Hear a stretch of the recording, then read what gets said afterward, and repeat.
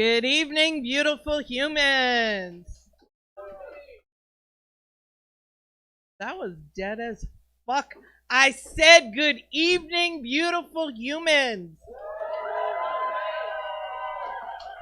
Okay, that's better. Like, I know half our crowd is hiding away at home tonight, afraid of getting the coronavirus. So we are glad to have those of you that have showed up. But we need to make up for the energy of our missing comrades. So welcome. I am your hostess with the mostest, Scorpiana Excellent, and I do not have coronavirus. Do we have anybody here who's never been to a poetry slam? Some of y'all are some fucking liars. But for those of you that are telling the truth, a poetry slam is like a cross between an Olympic sport and a drinking game. So basically, over the course of the evening, poets are going to come on the stage, pour their hearts out, spitting amazing poets, and then 5 randomly chosen judges from the audience are going to score them. And at the end, there's going to be a winner, and they're going to take home money, and it's going to be a lot of fun. You're going to laugh. You're going to cry. You're going to want to slap your mama for not telling you how amazing poetry is, and you're going to want to come back every month. So the rules of Poetry Slam are simple. When the poets come up here, the work they present must be their own original work, so they can't come up here and do Scorpiana's poems, especially because I'm a little afraid they might do them better than I do them. So they must do so without musical accompaniment. They must do so without the use of props. Normally in slam, we also don't allow costumes. At San Jose, we think that's a really stupid rule. So we don't have anyone in costume tonight, but who knows in the future. I may have to start kicking it off by hosting in costume, because Lord knows I have a lot of costumes. Halloween's my favorite holiday. So the poets are going to come up. They're going to do 1 poem and 1 poem only, and then they're going to come off the stage, and I'm going to ask the judges to hold up scores. So, speaking of judges, where are my judges tonight? Can you all just hold up your scorecards for me? So I can see we got 1, 2, 3, 4, and 5. Judges, I will forewarn you that I'm blind as a bat, but I don't wear my glasses out in public.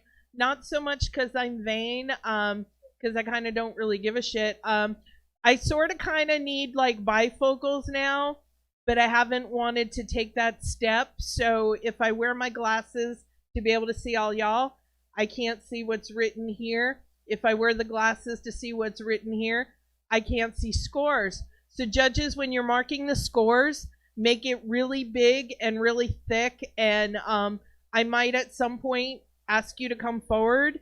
And when you're holding up your scores, please don't take them down till I kind of point at you yeah, I got you. Judges have also been instructed they are going to score poets on a scale of 1 to 10 using decimal points like the Olympics, so they could give somebody a 6.3, a 9.5, a 10. We've asked them to base about half of their score on the content of the poem. Did the poem you just heard, did it move something in your heart? Did it make you laugh? Did it make you cry? Did it bring you joy? Did you like the wordplay of it? Did you like the imagery? So base half of it on that. And then you're going to base the other half on the performance of the poet. Because you can write the greatest poem the world has ever known, but if you get on stage and read it like this, it's not really interesting to look at. So slam poetry, spoken word, is based partly on performance of said poems. So we ask the judges, you don't need to keep track of the time limit. Don't penalize a poet if they go over the time limit. The scorekeeper's going to take care of that. That was another rule I forgot. Poets have a 3-minute time limit with a 10-second grace period. After 3 minutes, 10 seconds, we don't have a hook. We're not going to pull them off stage. But the timekeeper, can you raise your hand, Mike? Our scorekeeper and timekeeper is going to give them a time penalty, which means they're going to lose points from their score if they go over. So judges, you don't worry about the time penalty. Mike will handle that. Please do not judge poets based on their personal appearance, gender, ethnic background, religious background, weight, age, any of that. Judge it purely on the content of the poem and the performance of the poem. Judges, one other thing we ask of you is to stay true and consistent tonight. What usually often happens is as the night goes on, we are in a bar. We are going to be drinking tonight. Sometimes the poetry doesn't necessarily get better, but the scores begin to get higher. So judges, we ask you to kind of keep track of what you're scoring people when you're scoring the next poet. If you didn't like it better than the poet before, don't score it higher. You can kind of too like keep your own little notes on the side so you kind of remain true and consistent. Also, judges, remain consistent as far as not letting the audience sway you, because sometimes if the audience doesn't like the score, they'll get kind of vocal about it, and we sometimes get a little intimidated, and we're like, oh, the audience hated me because I gave that poem a 5. I have to give all the other poems better scores so the audience doesn't hate me. Judges, don't do that. Don't worry. I will walk you out to your car after if you're afraid. And I know some of you are looking at me going, I don't even know if she's 5 foot. Yo, I'm actually from the Bronx, so yes, I will walk you to your car because I will fuck up a motherfucker. So, judges, remain true and consistent. Audience, you really just have one job tonight. Sway the motherfucking judges. Let them know how you feel about the scores they're giving. So, audience, if you just heard what you think is the best poem in the evening and a judge gives them a 10, how you going to react? Right? You just heard the best poem of the evening and a judge gives them a 4. How you going to react? Boo. It is okay to boo the judges. Just don't threaten them physically or try to follow them out afterwards. Because again, I will be walking judges to their car. And I won't hesitate to punch somebody in the genitals. So sway the judges. So our order tonight is going to go as follows. Greg B., Reggie, Martha Donovan, Tino, Manny Tapia, Philip, Seven, Anthony Mayfield, and Jose J. So the order of the show tonight, after all the poets go at the end of round 1, we're going to bring up, we have an amazing feature tonight, Nazelah Jamison. We are going to bring her up for a teaser poem. We're going to take a little break. We're going to bring her back. She's going to do an amazing set. And then we're going to get into round 2. And then after round 2, we're going to give people money. So are we ready to get started tonight? Yay, no, we are not ready. So one thing you really need to know about a poetry slam, it is not like when you DVR shit at home. You will not be able to rewind tonight. So if you miss an amazing line in a poem, nobody's going to repeat it for you. So you really need to be here and be present and pay attention to the poets on the stage. They're going to be pouring their heart out. So, you know, if you're feeling like having conversations with your friends, don't do it while a poet's on stage. Respect the mic. If you're one of those people like me who's a chatty ass fucking Kathy, and you have a hard time like staying quiet for hours, it's okay to talk to your friends when I'm on the mic. I'm just the MC. I'm really not as important as I like to think I am. So it's okay to talk when I'm on stage. Do not talk when the poet's on stage. I actually will be like walking around with an old school teacher ruler, and you know, I will rap people on the head because I've got violence issues. Sorry. So participate. The other way you participate too is not only paying attention. Energy is really important. And it can be really hard. I know for me, it can be hard to keep my energy up all night, standing in front of people talking. And one thing we don't have tonight, our DJ just flat out decided to flake tonight. We don't have our music going. So I've lost some of my energy. One way you can help keep the poet's energy going is, this is not a reading in a fucking library. You don't have to sit quietly. You can't talk to your friend, but you also don't have to sit quietly until the poet finishes and then do that nice little clap. No, that's for like the library or like your school assembly. This is a fucking poetry slam. We want you interactive. So when you are listening to a poem and you hear shit you are feeling, it is okay to clap your hands, old school poetry snap, stomp your feet. You can go amen. You can go preach. You could go speak poet. You could yell out words of encouragement. My favorite, when I hear shit I really like, is just to go, So be interactive, because the poet on stage is going to feel, it's going to feed off that. They're going to feel the love you're giving, and they're going to give it back with an even more amazing performance. So be here, be present, pay attention. Are we ready to start the Poetry Slam? Y'all motherfuckers ain't ready. You know how I know? Because I haven't done it yet either. We all have this thing called cell phones. Cell phones are annoying as fuck. And I know some of y'all have not put your phones on silent or vibrate, which I haven't either. So my phone is now on vibrate. The reason we ask this is because it never fails. A poet is going to be like pouring their heart and soul out. They're going to come to the most touching part of their poem, and whichever one of you motherfuckers has the most annoying ass ringtone on the planet, your mother's going to call. And I have to say this right now, it's not going to be any of the millennials or the Gen Z, because y'all always have your phone on vibrate. I swear, I do not know a millennial that has their ringtone going anymore.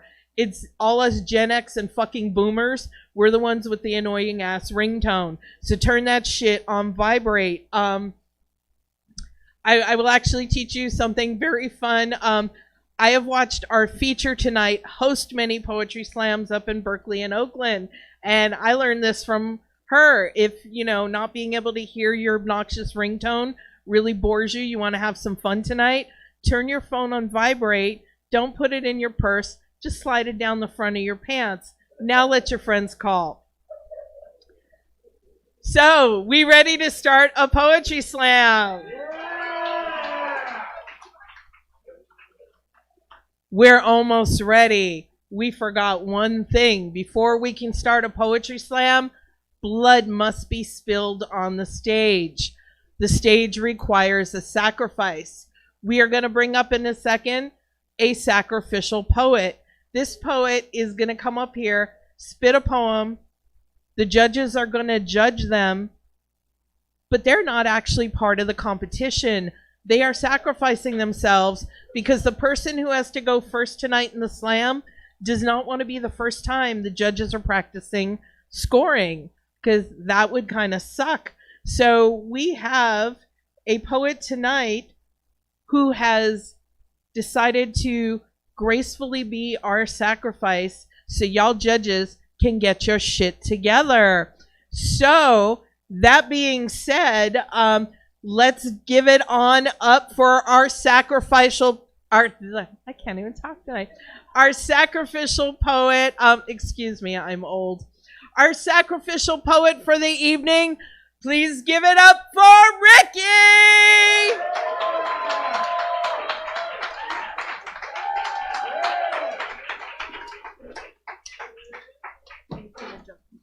It's all good. Hey, how we doing today? All right, I'm a little nervous, but here we go. Here we go. The definition of a Mac is the most articulate correspondent to your question, knowing how to answer quickly, aggressively, and sexually, being cocky and confident in getting what you want, whether it be pussy, money, or any necessity. Yet being as real to yourself as can be. Not giving a fuck about others' reactions to your actions, because your actions are all that matter, while others' reactions cause actions to your benefits. See, clearly speaking your mind in such a unique fashion, people might think they recognize your game, but at the same time, you're not spitting game. See, being unique is all part of the game. Being cliche and using phrases that aren't original or not you, that shit makes you a lame. Now, proper conduct is a must, in and out of the public eye, so know your lies like you know your nuts, because one slip up will have you fucked. Tell them only what they want to hear, leave them wanting more. Subliminally influencing others, making them do what you want. See, swag is childish and unwise. Intelligence and maturity is necessary, so come equipped with vicious vocabulary so you may relay influences on those who may not be as loquacious. So I say unto you, step up your vocab, turn on your confidence. Forever young you will never be, but being a Mac lasts in eternity. So do what you need to do and stay true. One love.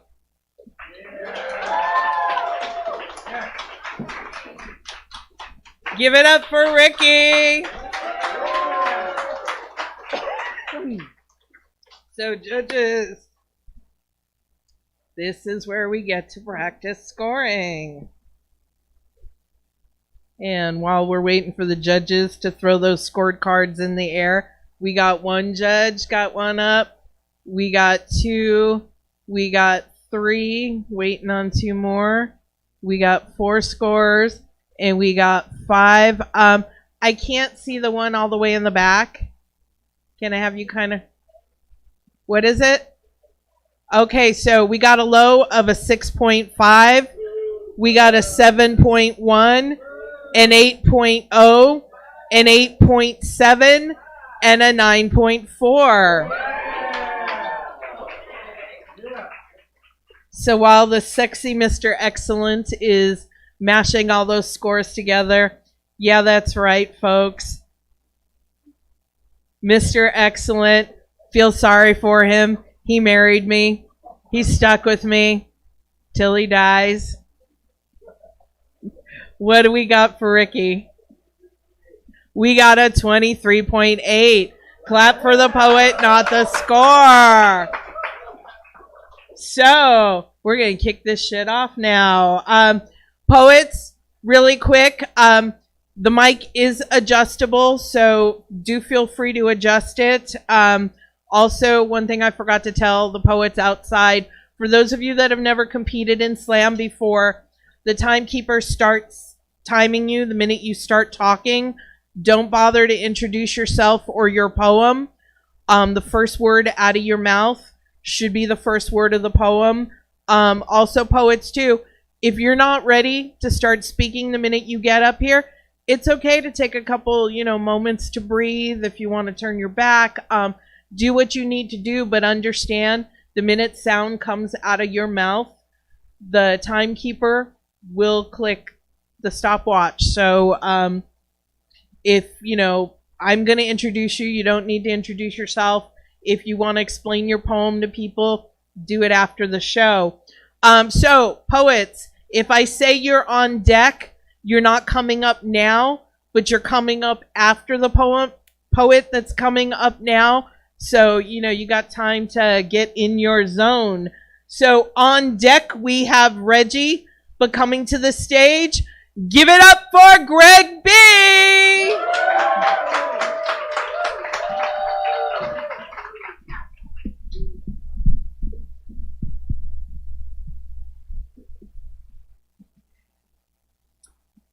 This is not my baseline. This is what a manic episode looks like in 11 parts.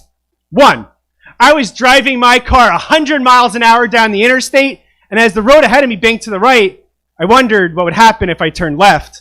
I just lit up a cigarette instead. I used to smoke a lot of cigarettes then. 2, I wrote another poem called Skinny Jeans. It's a funny poem. I use humor as a way to get the audience to like me and to get them comfortable enough to see the scariest corners of my mind.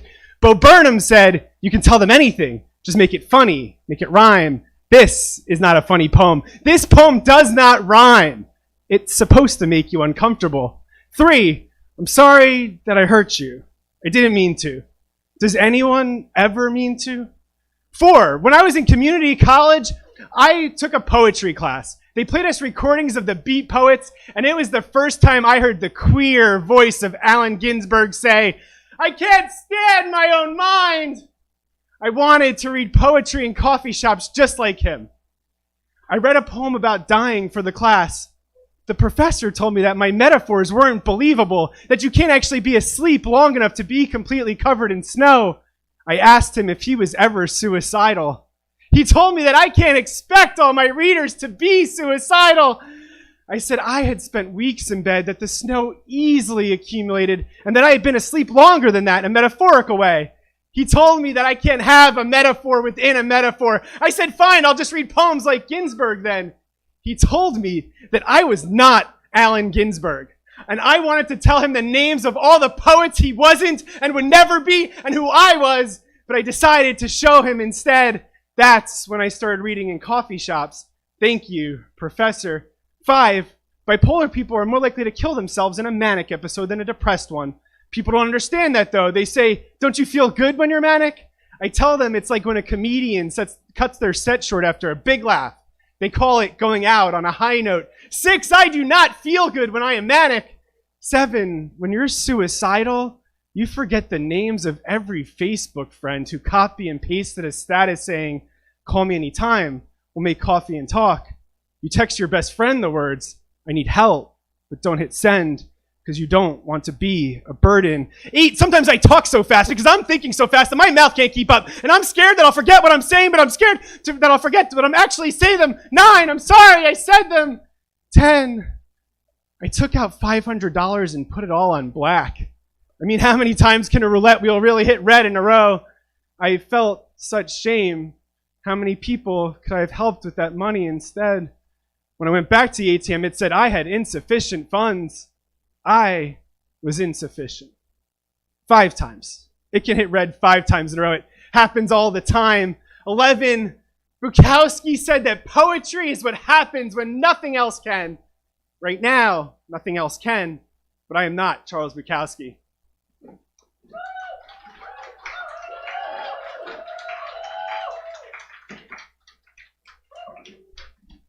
Give it up for Greg B.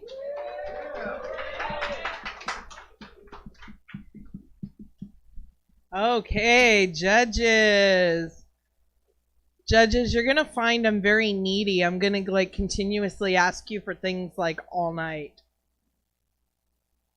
We got 1 judge. We got 2. We got 3. We got 4. We're waiting on that 5th one. Hold it up nice and big. So we got a low of a 5.7. We got a 9.0. A 9.2. What do we have all the way in the back there? Is that a 9.3? Awesome. We got 9.3. And we got our first 10 of the evening. So while we're mashing all those together, give a huge shout out to Caravan Lounge for letting us come here every month.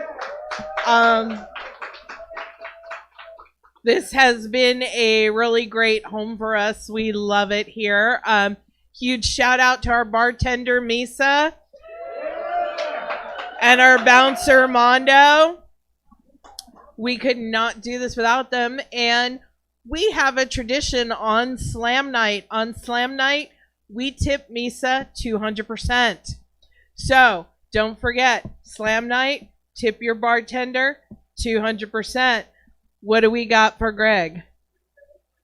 We got a 27.5. Clap for the poet, not the score. On deck, we've got Martha Donovan, but coming to the stage, give it up for Reggie!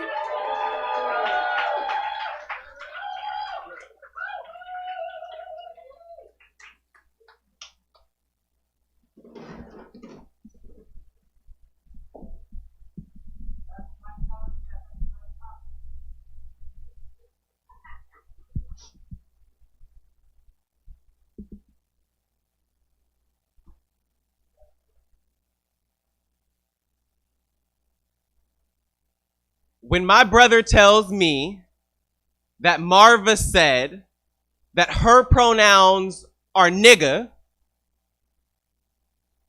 I felt that shit. Cause my pronouns are nigga. My gender is a grape swisher and a 40 by noon. Is the whole hood up having a block party in front of the liquor store. My gender says fuck the rules. Fuck the oppressor. Fuck anyone not from my block littered with binders and makeup. My gender will still fuck a bitch up without smearing my lipstick because my gender grew up fighting to survive. My gender knows curled fist and painted nail. Long pretty hair pulled back into a messy bun because I caught that nigga that was misgendering me on Facebook and I told him hands on sight. My gender knows to keep its hands in sight when walking or stopping or being stopped by the police, knows that my hashtag will always wear the wrong pronouns.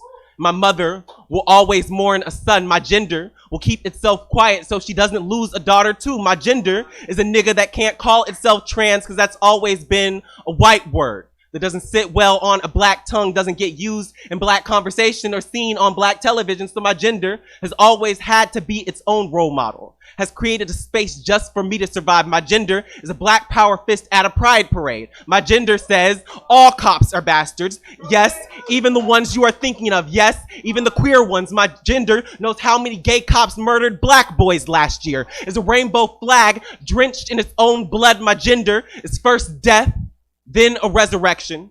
My gender is the unbecoming of a black boy into something beautiful. My gender is graveyard and garden, is headstone and headline and headhunt and head bowed in prayer. My gender is a prayer, which means my gender is sacred. My gender is holy. My gender is God, which means my gender must be a nigga. It is, after all, the blackest thing I have ever known.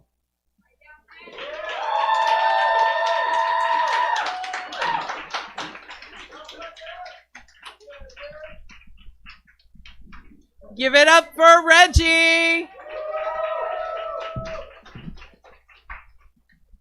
Okay, judges.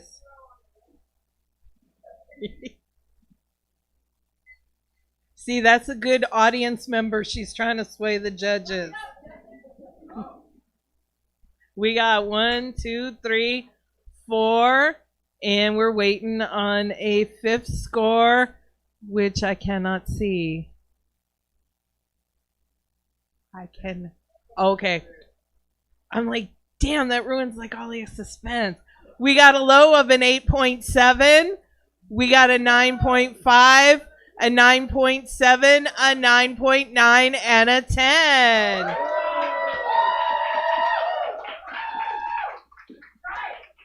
Okay, while we're jumbling those numbers together, want to give big shout out to the Berkeley Poetry Slam and Arvind over here, who is live streaming this for us tonight and taking video, and which is really, really awesome, because this was something that we were not able to do ourselves.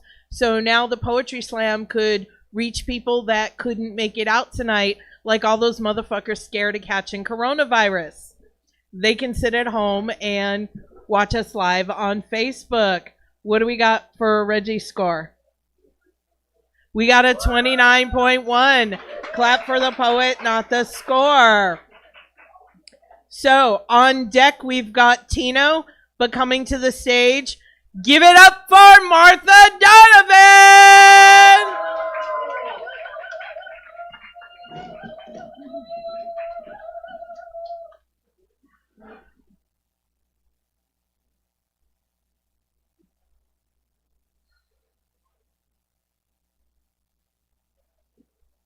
Man and boy in an old camper van on the 101, hollowed out, and so are they. Boy with his dark, sweat-spiked hair and still plump face, man, gaunt and gray, the negative image in the driver's seat. Genetic material on display links the two, inks the two onto the canvas of the universe. Driving south from the endless fires. Drive-through cups empty now. Souls, too. Straight ahead stairs so similar, that I think I'm seeing double. Son, dad, nomads in my rearview mirror. Who will mourn them? Who will miss them? Who will kiss them goodnight?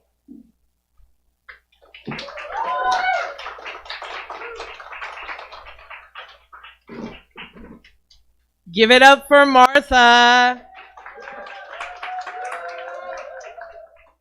Judges, I appreciate y'all writing it like nice and big for me. Because one day y'all gonna be old too. You mean? You're a spring chicken, Paul. We got 1 score, we got 2 scores, we got 3, we got 4 scores, and we got 5 scores.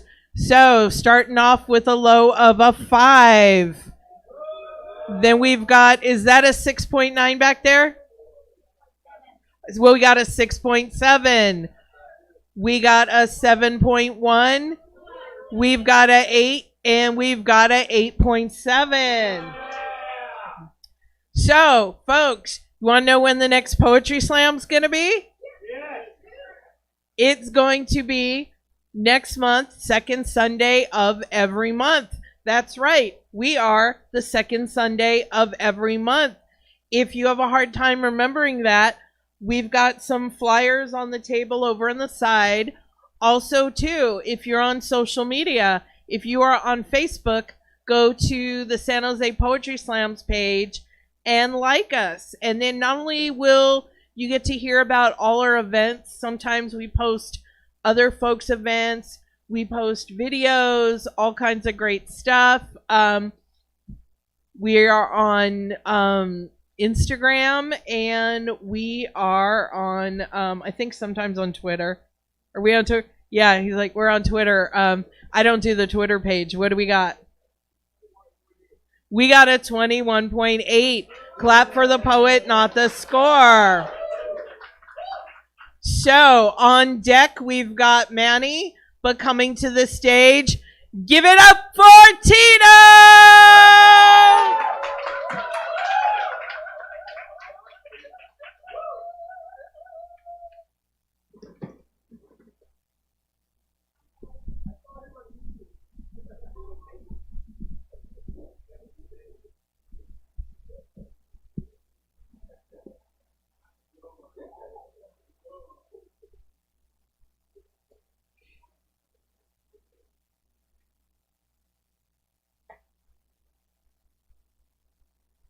Si puedes hablar 2 lenguajes, esconde que suenas popular.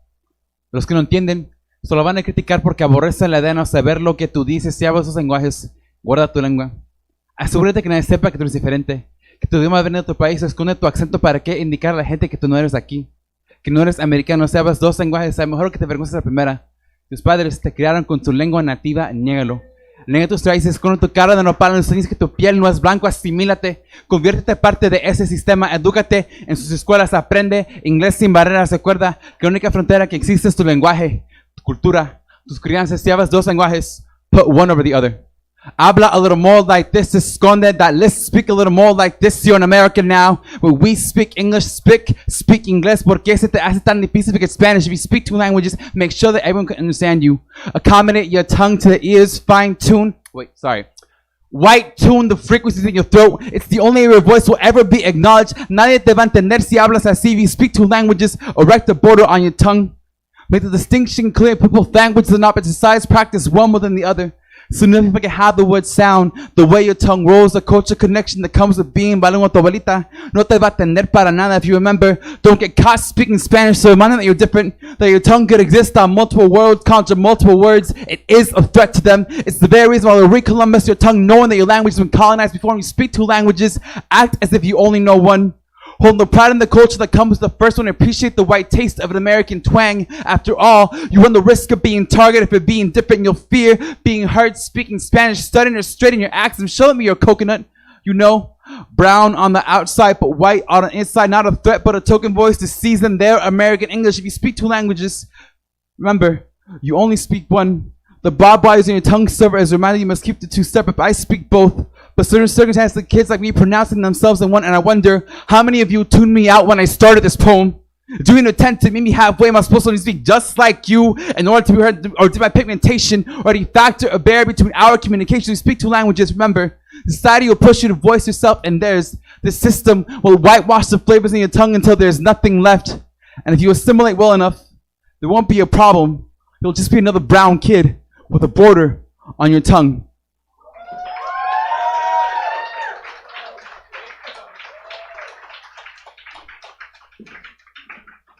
Give it up for Tino.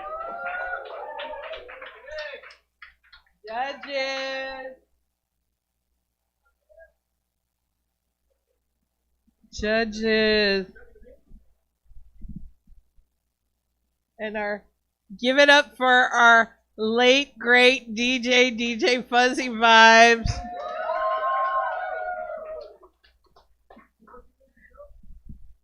We got 1, 2, 3, 4, waiting on the 5th one. Okay, can I have you maybe kind of bring it closer so we don't have to? Okay, so we got a low of an 8.8. We've got a 9, a 9.8, a 9.9, and is that a 10? We got a 10. Hey folks, running a poetry slam or any poetry event, it's a lot of work, and there's a lot of people in the background that help make all this stuff happen. Yeah, I need a raise. I don't get paid shit. Like, I get paid with like a smile sometimes, if I'm lucky. I get paid like sometimes people are nice to me. No, actually, it takes a lot behind the scenes, and we receive a huge amount of help. We are a satellite program of Poetry Center San Jose, which is a nonprofit poetry organization that's been around for over 40 years, bringing poetry to the city of San Jose. So they are, I'm on the board of directors, but they help sponsor the slam. So they kind of help us a bit boosting our social media.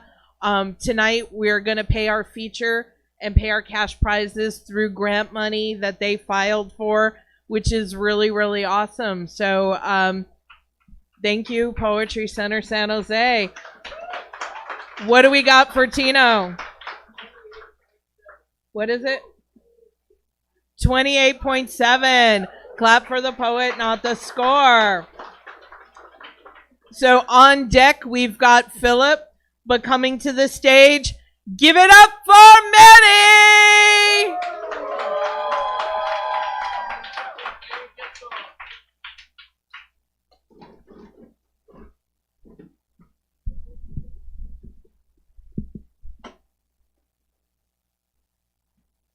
What's up, everybody? This goes out to the coronavirus and COVID-19, all that good stuff. You know it all.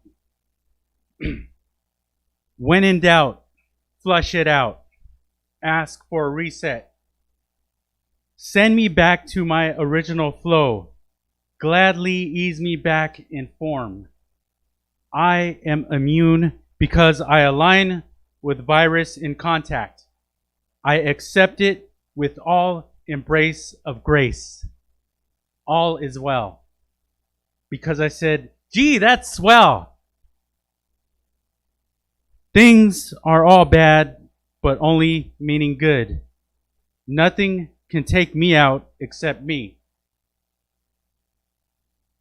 And I'm all in over here. Thank you.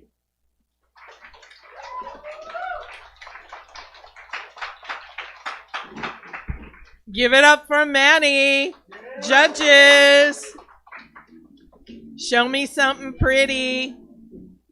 Make art and call it numbers.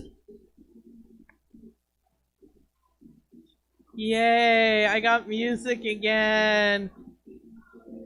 That really helps with the energy. It's hard to get energy up when there's like no music. It's like so quiet. We got 1, 2, 3, 4. Waiting on a 5th score.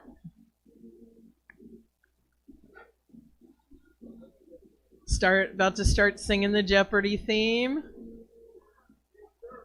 Baby Shark. I'm not up for Baby Shark tonight. That takes a little more energy. I cannot see. We got a low of a 6.2. We got a 6.3. We got a 7.2. We got, is that an 8 or an 8.6? That's an 8.0. Okay, and what do we got in the back there? 8.0. Okay. So, was just telling you about Poetry Center San Jose. So I'm going to tell you about a little bit about some of the events they put on. This coming Tuesday, second Tuesday of every month, they do a reading series and open mic called Well Read. It takes place at a little art gallery called Works, which is attached to the San Jose Convention Center on Market Street. And it goes from 7 to 9, and it's only $2 to get in.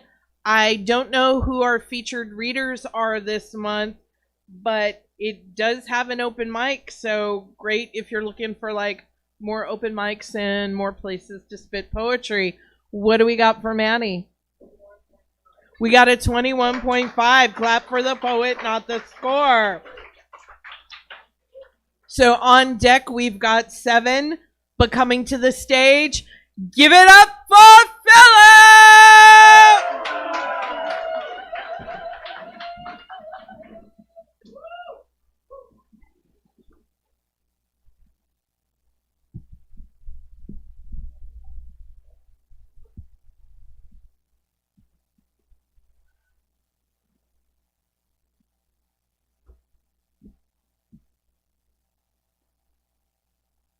Everyone likes relationships.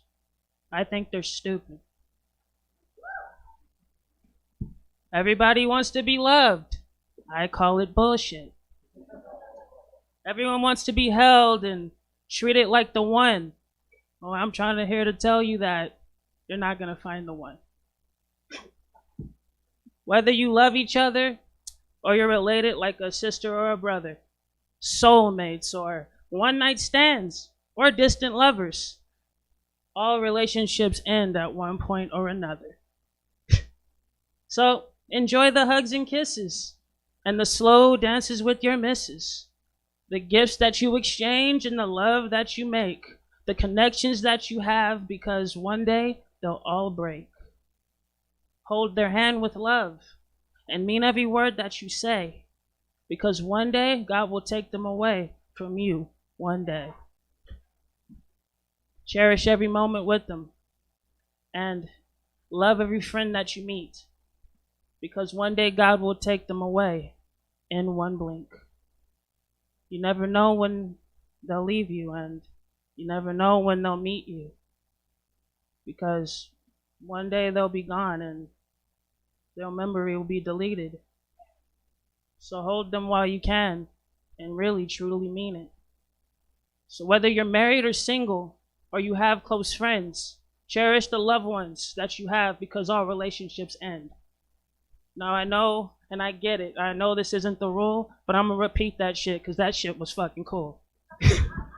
So whether you are married or single, or you have close friends, cherish the love that you have with them, because all those relationships will end.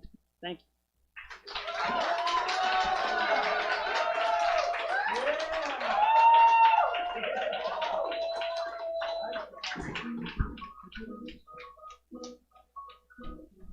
Give it up for Philip.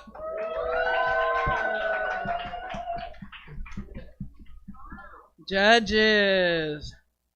We got 1 score. We got 2.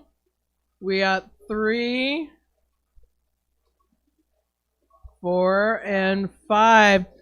So we got a low of a 9.0. We've got a 9.5, or no, is that a 5 or a 3? Oh, that's a 9.3. Never mind. We got a 9.7. We've got a 10, and I can't see yours. We got 2 10s. All right.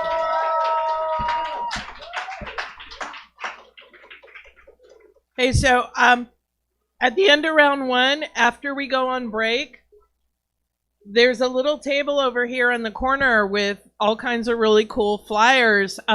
Make sure you pick up a flyer for Berkeley Poetry Slam. They take place every Wednesday, and all the details are on here. I have not made it up to Berkeley in quite a while, which I really miss, because Berkeley Slam's always a lot of fun. It's standing room only, really high energy, and definitely worth the drive. If you are going to go up to Berkeley to watch the slam, please ask me to come with you, because I'm like terrified of driving on the freeway, and that's like legit why I don't make it up there. So, you know, if you can invite me to be part of the carpool, that'd be really appreciated. What do we got for Philip? We got a 29.0. Clap for the poet, not the score. So on deck, we have Anthony Mayfield, but coming to the stage, give it up for 7!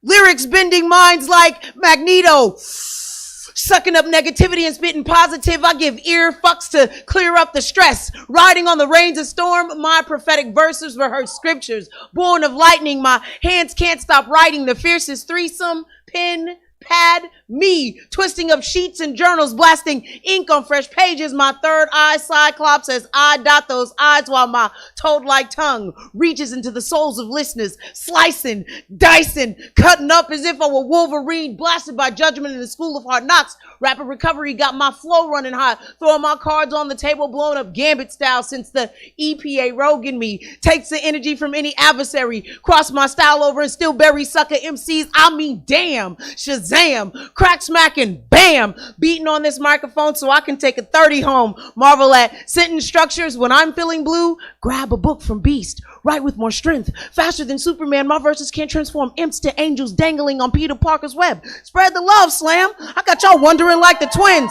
Form of a bucket of H2O. Mimicking Aquaman, I douse my foes. Freeze and pose, recreate Iceman, cause I'm cool and smooth. Stretching your mentals with Plastic Man capabilities. Got the blue stalking your spiritual and mystique fashion, sounding miles of Jimmy on a dizzy train.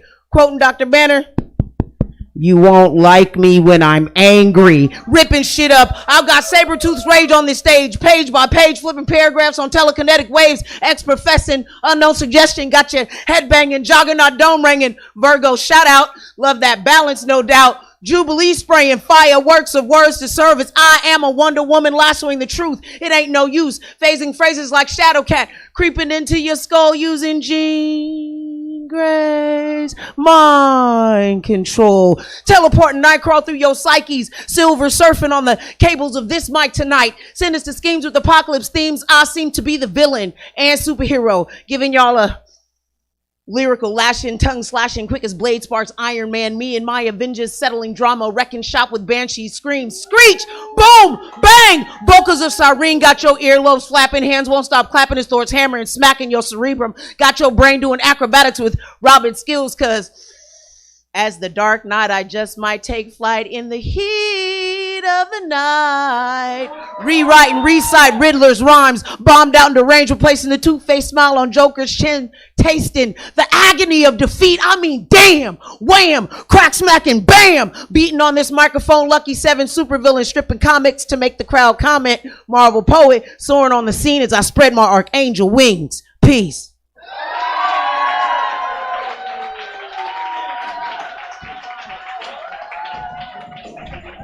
Give it up for 7.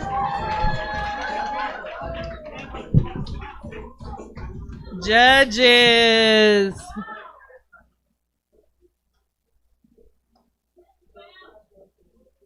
Judges. Da na na na na na na na na na na na na na na na. We got it. Paul, that score does not exist. Fix that. So we've got cannot see in the back. What do we okay, I see that. We've got a low of a 9.4. We got a 9.7. We've got a 10 and a 10 and a 10. That's a lot of 10s. Hey folks, how many of you attend a weekly open mic called Live Lit? So, for those of you that have been hanging around Live Lit, they've had a bit of a change. Cafe Frascati, which has been the host for years now, has closed down, but don't despair. Live Lit still exists. They've moved to their new location at Cafe Crema on the Alameda. I don't have like the address, but it's still every Thursday night, starts at 7, from 7 to 9 or 7 to 10. There's still coffee. It's just a new location. So if you look up Live Lit on Facebook or just look up Cafe Crema. So Live Lit does still exist. Just Cafe Frascati's gone. So what do we got for 7? We got a 29.7. Clap for the poet, not the score. So on deck, we've got Jose J. But coming to the stage, give it up for Anthony Mayfield!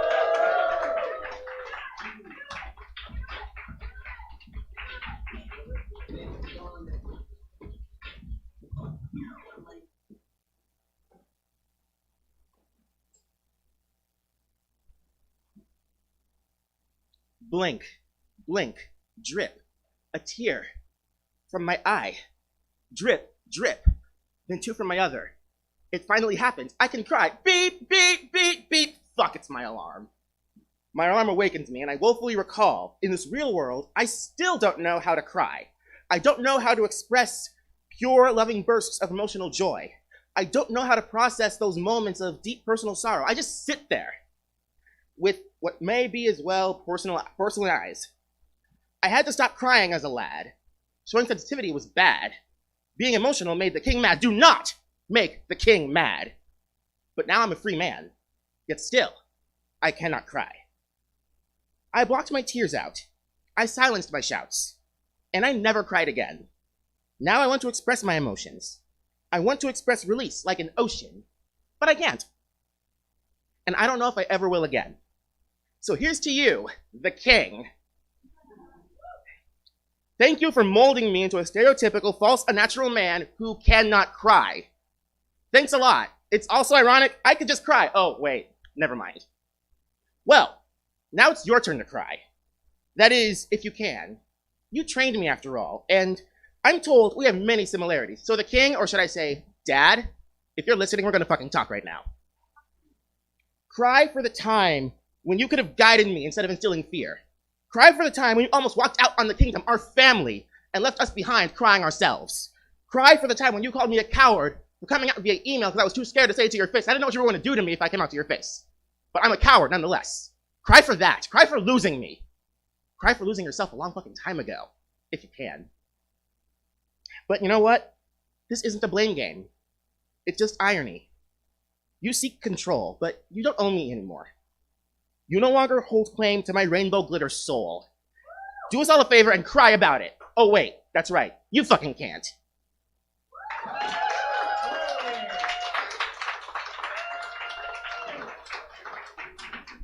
Give it up for Anthony Mayfield. Judges. Draw me pretty sexy numbers. Yeah, y'all didn't know numbers could be sexy. I see 1, I see 2. Oh, y'all are fast.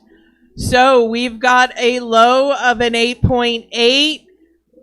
We've got a 9.5, a 9.7, a 9.7, and is that a 9.8?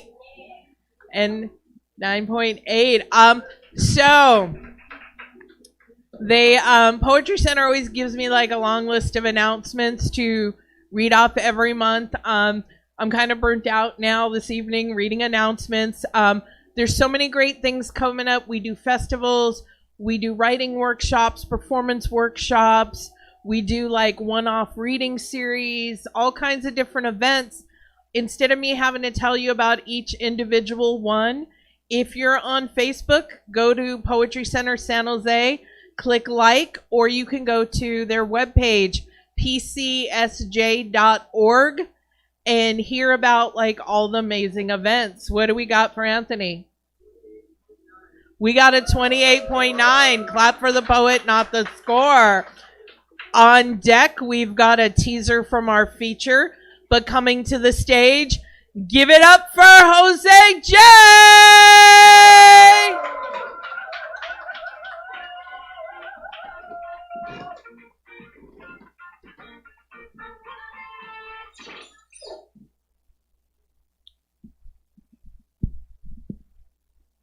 I woke up with an unfamiliar feeling.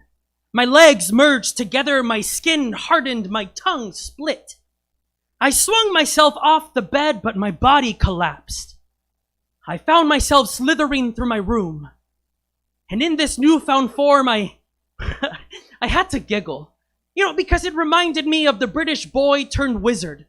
The story where they all run away from the basilisk, but he stays behind. And he says that he can speak to my kind, while his kinfolk worried about him. But I should be used to it. See, your holy book called me a sin, an abomination, a bringer of destruction, but your president has done the same. Standing at his podium of hate, your 45th president says the story of a woman who took in a snake from a different country. She nurses it back to health, only for the snake to turn around and bite her. He says this is the reason we must purify his land. Well, Mr. President, since you've taken the liberty to call me a snake, you must know that the snake carries its poison in its mouth. Well, my venom is truth. So why don't you try it for once? Follow me out of your tweet room and into the courtroom.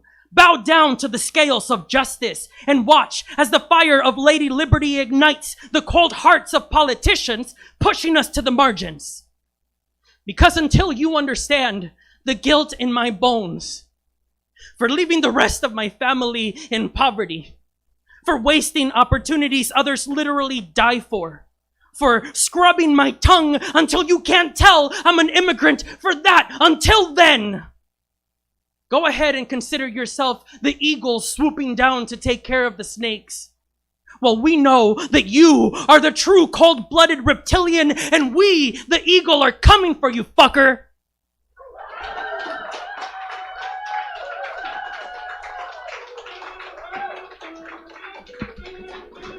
Give it up for Jose! Judges, after you do this, you're gonna get like a nice big break from having to do it. So the sooner we get those scores up, the sooner y'all get a break from scorekeeping. We got 1 score, we got 2, we got 3, we got 4, we got 5. We got a low of an 8.8. We've got a 9, a 9.2. I can't see the score in the back. We got 9.7 here and a 9.3. Okay. So, I'll make one really quick announcement too. While you're over at that table picking out flyers, make sure you pick up one also for Rich Oak Alchemy Slam. And if you look on the other side of the flyer, there's also a flyer for Oakland Slam. All kinds of really fun slams to go up to up in the East Bay.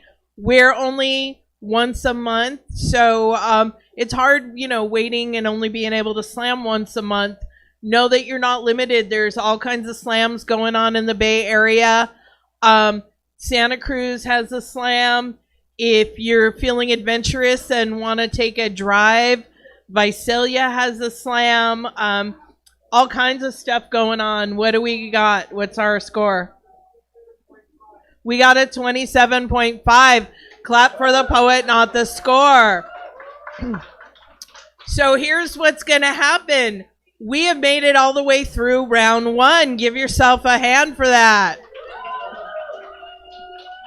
So in a couple minutes, we're going to go to break. And after the break, we're going to get an amazing set from our feature. But I want to make sure y'all come back after the break. So we're going to give you a little teaser. So I'm going to read you her bio really quick because I make poets give me a bio. So feel like I should read that. Nazelah Jamison is a gifted poet, MC, and vocalist who has learned from and graced the stage with some of the finest people in entertainment today. She shared the stage with me. I'm kidding. She has competed on and or coached 12 national slam teams and has performed poetry and music across 3 continents. Until she retired, she's got that in quotation marks, haha. We're never letting her retire, so there's that. She has hosted and co-produced the Oakland Poetry Slam and Open Mic, as well as performing at venues around the San Francisco Bay Area and all over the country. She does things. She's collaborated on music recording projects with the Rondo Brothers and is embarking upon a career as a stand-up comedian. Her first collection of poetry, Evolutionary Heart, was released by Nomadic Press in 2016. She's well known and beloved for her work with Spearhead and the French music group Les Nubians, and her love of hip-hop translates onto the stage. So folks, give a big, big, big round of applause for Nazelah Jamison!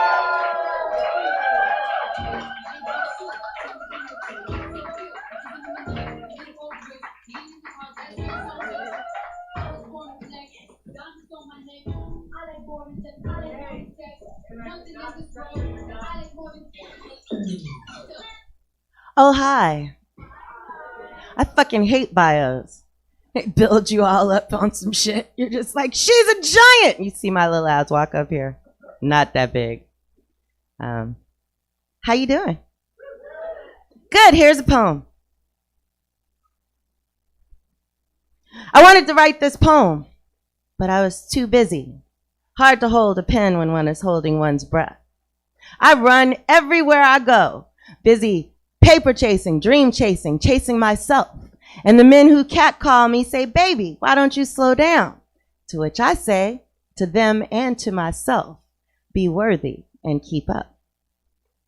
I'm just so busy getting over and becoming, trying to take up space in a world that treats me like a shadow. You call it black girl magic. I call it cramped manicured hands, makeup skills, and shopping prowess in between the struggle. Because on the rare occasion you ever look up to notice me holding your world together, I will always look good doing it. I attempt to set an example. I keep moving these mountains, rebuilding these bridges, attempting to be the super glue cementing the Black American dream, trying hard not to die in a society apathetic to me. I am here, busy remaining, living, growing, transforming, standing proudly, black and nappy, from ongoing birth and from ongoing trial by fire and perpetual birthing and rebirth. Thank you. Come back.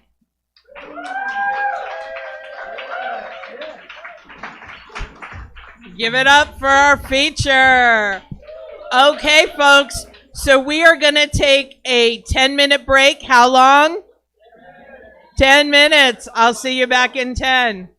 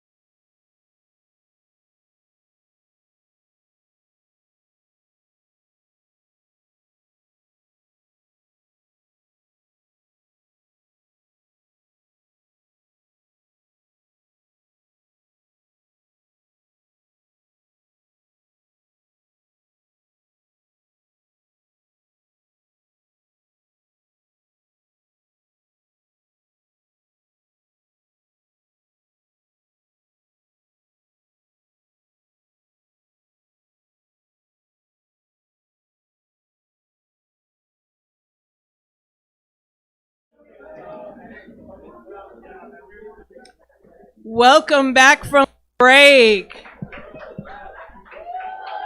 How y'all doing? Y'all have a good break?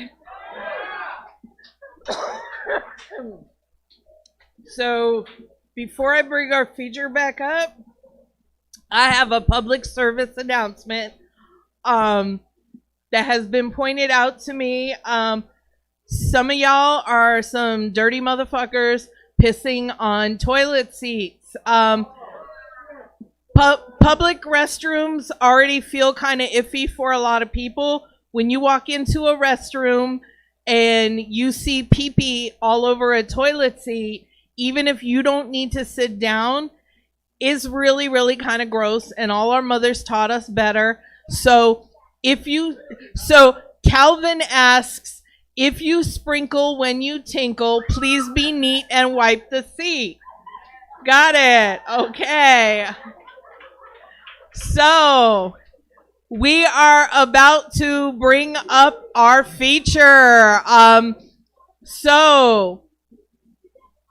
Another public service announcement. We pay our features through grant money. Unfortunately, grants are really not that fucking generous, and I'm a little bit embarrassed at how measly we pay our poets. So, Nazelah had to drive down all the way from Berkeley, and that's a lot of gas money, and parking's expensive in San Jose. So I'm going to kind of pass this hat around, and, if y'all got some, change, we especially like the kind of change that's, paper and has, Ben Franklin on it, because he's a hella sexy dude, right? So, but whatever you got, if you got Mac gift cards that actually have some money on it, Sephora, again, pieces of paper with, that sexy ass Ben Franklin on it. But we'll accept some slightly sexy Abraham Lincoln. I forget the other dude. That's really bad. I don't know all my presidents. Jackson. I don't know why, because in real life I get this feeling that Andrew Jackson was not sexy in real life, but somehow when I see those paper drawings of him, they're kind of sexy. So I'm gonna get the hat flowing around the room, and if y'all could give up a big round of applause, welcome back Nazelah!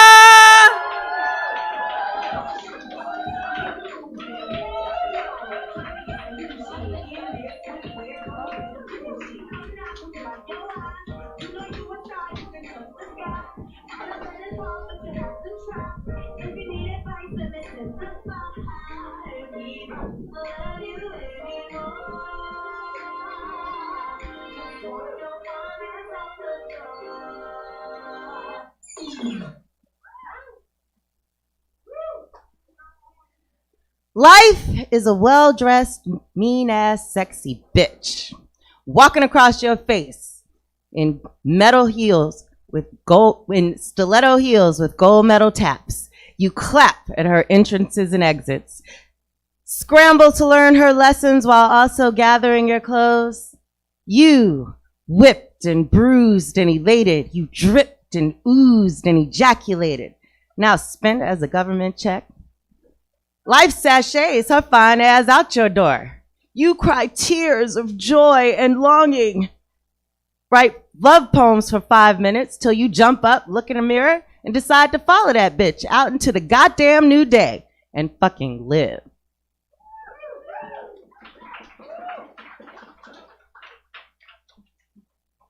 Good evening.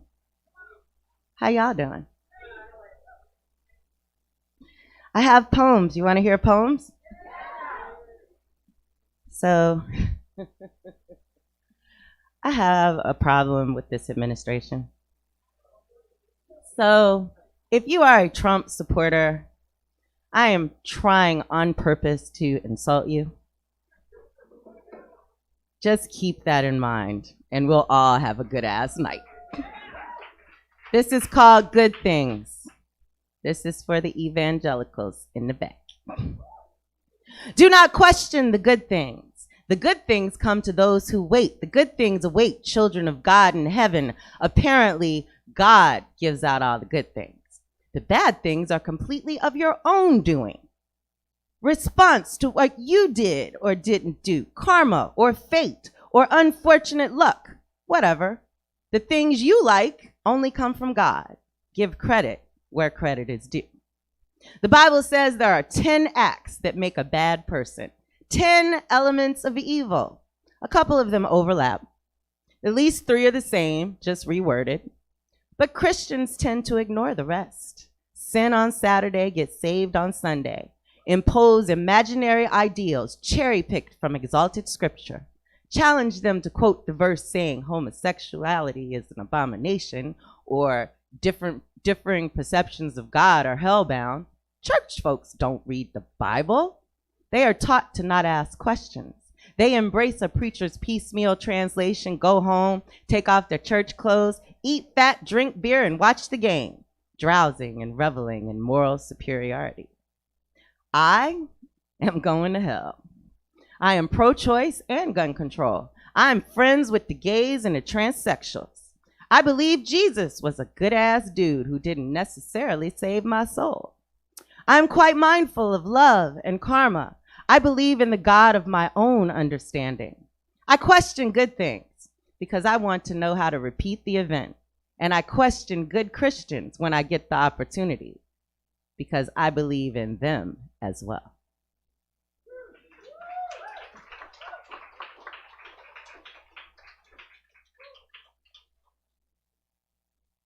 This is a true story. Understand, discomfort is not the same as a whites only sign, a lynching rope, or police profiling. It is quite different from feeling your life is in jeopardy because your version of human is unaccepted. Your discomfort will not likely get you executed or banned from the bathroom or financial insecurity. And I know, white boy, you can't see your privilege because you never had a pillow for your tender blonde head, but privilege has allowed you to sleep in a bed, while brown folks have learned to rest on the cold and rocky ground. So go ahead, finish your burrito. Get on your skateboard. If you feel out of your element, roll back to the neighborhood they improved and took over so you can live. Forget about the loud black girl who politely asks you to turn your music down. We have to be brown, but you could be anywhere. After all, the comfort zone was made for you.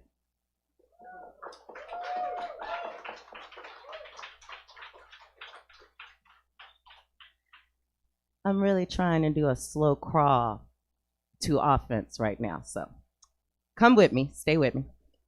We gonna get there. Have faith. You're gonna be offended. I'm working on it. I'm working on it. I'm working on it. So I don't hate a lot of people. Here's a poem. There is a deep end, unnoticed until the boat starts to leak, unconsidered until mid-dive into the wrong end of the pool. Everyone didn't learn to swim in potential bullshit. Yes, all manner of wildlife shit in the lake. Little kids shit in the pool when their mom isn't watching. They always do this, and nobody loves it. Unclaimed turd floats blissfully by, the rest of a hot-ass day spent in a lawn chair.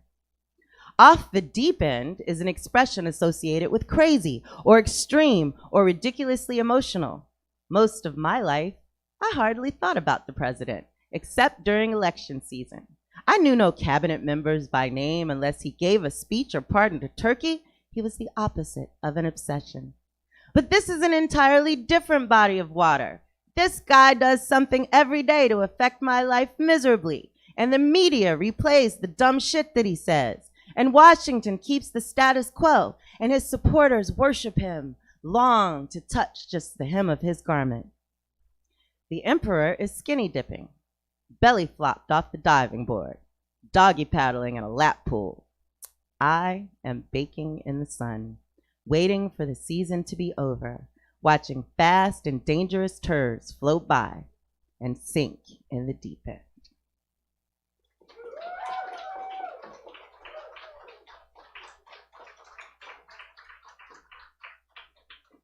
Okay.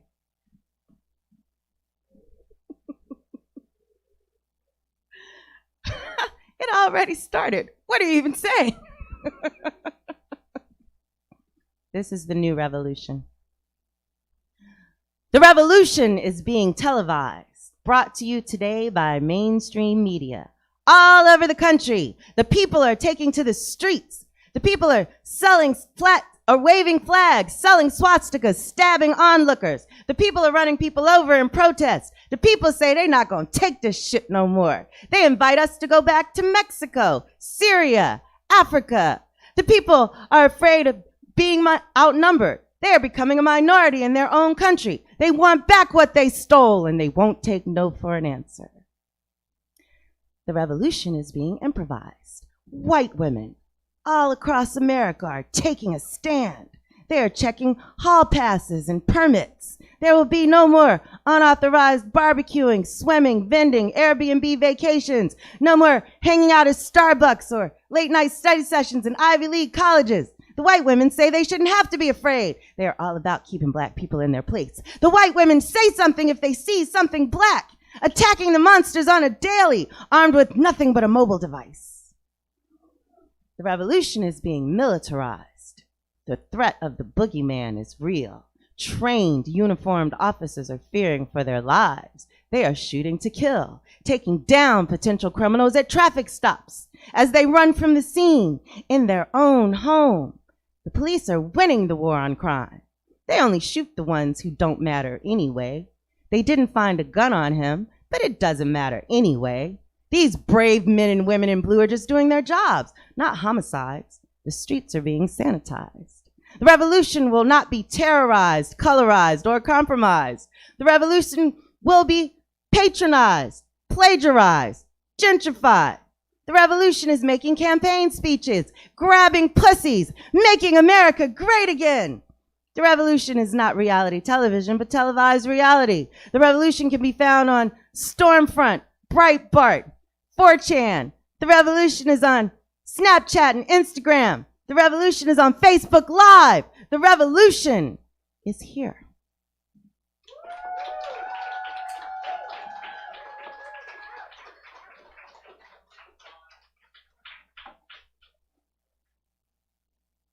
I'm a real happy person. I am. I'm optimistic and happy. And I write poems about happy shit. You want to hear a poem about some happy shit? Word! This poem is called Satisfaction. This is for the lovers. There is nothing more delicious about a lover than consistency. Nothing makes the juices flow as much as knowing when he will return. Fleeting kisses are a turnoff. Unexpected rejection burns. Better leave me high and dry than quench me with rain for 5 minutes and leave again. I want a lover who cannot stay away, touches me like I'm home base, treats our communication like a lifeline, holds me like it might be the last time. All others become blurry background in his mind, backdrop behind me, him and me. Sweet, chocolate-covered emotional stability. Love like molasses, thick and steady. I am ready. I am also delicious when I am sure.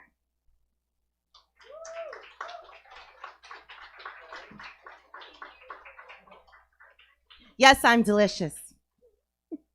You have to talk to me first, though. We have to have a conversation. You just can't come up and, like, explore deliciousness. You can't do that. Fucking wait to be seated in this bitch. Gotta wait. Okay. Welcome to the ex-boyfriend portion of our show. You should never break a poet's heart. Who knows why? Oh. The people in the back know why. You know why? Because we will write a poem about you and perform it where? Everywhere. This poem is called Rehab. The last time I saw you, you had no upper teeth. The space flat between your lips and your veiny lower nostrils. It was only that one time, only because you laughed. Your amusement park mouth gaped open to reveal an entire missing roller coaster track. Looked like you spit out your ivory parts and sold them as crack to random passers-by, because you always were a shady drug dealer. Not like the first time I saw you, when your smile sucked me in like wood smoke, burned into my retinas, ignited my dreams, 2 neat rows of ecstasy tabs, addicting my pill-popping heart. Too bad your life was a dirty spoon that you spit into and shot yourself up and away. I imagine empty vials and bottles rattle around in your medicine chest when you throw back your head and laugh. When I asked, what happened to your smile? You told me you were robbed. I think you torched it getting high. You are a sobering carnival attraction. I am in permanent recovery. You are the phantom menace who chases me in my infrequent drunken dreams, a toothless shadow threatening to devour me, but always 12 steps behind.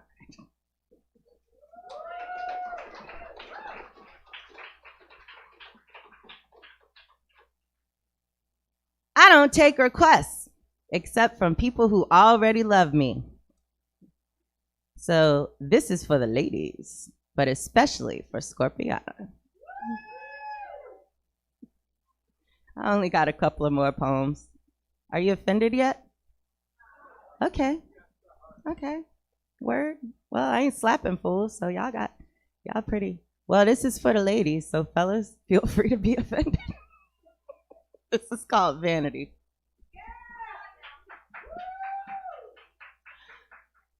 You've got a big ass dick. It presses me against the car door when we're driving home. It gets in the way when we're all alone. It sucks the air out of every room. It's your favorite topic of conversation. Your dick comes out of your mouth more than it goes into mine. Intoxicates you more than wine used to. Back when you were a drinker. Now the 2 heads are combined, and they're both way too much dick for me. No wonder you can't keep it in your pants. It's a wonder you can drive or walk or dance with that much dick weighing you down. And of course, yours is always the biggest one around. Not that you'd ever admit to comparison shopping. Yes, it's all about your dick. Not my feelings, but your dick. And anyhow, I better just get over it quick, because I'm just not paying enough attention to your dick. Your penis has come between us. Must get sore from you stroking it so much. You've given it pet names like confidence and self-esteem because you love it so. I call your dick narcissist and big ass ego. You smack me with it constantly just to remind me that it's there. Not that I didn't notice the sticky arrogance in my hair. So proud you can't keep it to yourself. That's why now you're with someone else. Let her cart your wheelbarrow full of phallus around. Let her get pounded by your rock-hard self-centeredness and see if she feels as fucked as I did.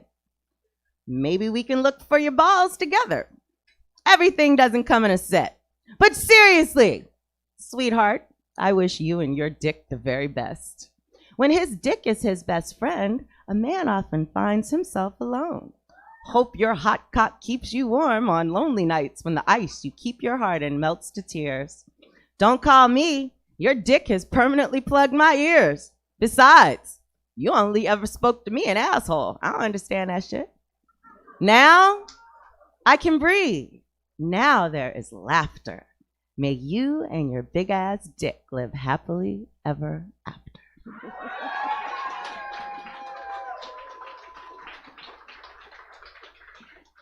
This is my last poem. Thank you so much for listening. I don't have any books right now because I'm a loser, and also because y'all are kind of dicks, and whenever I bring a book that's my book, you fucking buy that shit and you offer me money, and unfortunately I'm not rich enough to turn that shit down. So I sell you all my books. But I am on Nomadic Press. if you look up Nomadic Press, or I think it's nomadicpress.org, you can purchase my book online. You can also find me on Facebook. My name is Nazelah, pronounced Nazelah. I know that some of you are kind of challenged when it comes to like pronouncing, you know, hard ass names. So you can call me Nazelah, because I don't shorten my shit for anybody but my friends.